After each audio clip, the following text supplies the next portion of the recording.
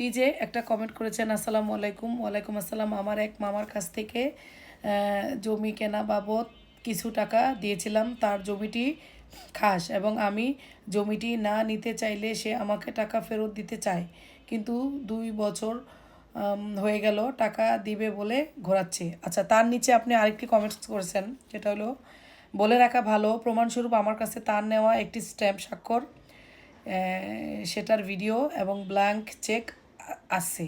আচ্ছা, খুব ভালো কাজ করছেন, বুদ্ধিমানের কাজ করছেন। কাউকে টাকা ধার দিলে সে যেই হোক তার কাছ থেকে অবশ্যই সেটা প্রমাণ থাকা ভালো। এখন দিন দুনিয়া ভালো না, কে কার সাথে মানে নিজের লোকই প্রতারণা করতেছে, যেটা আমরা দেখতেছি বিগত দিনে।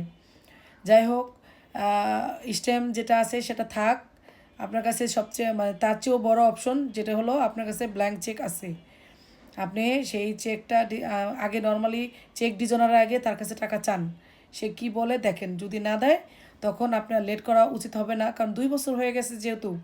এই টাকা আর সে আর নর্মালি আপনাকে নর্মাল মুখে মুখে দিবে না, এজন্য আপনাকে আদালতের আশ্রয় নিতে হবে।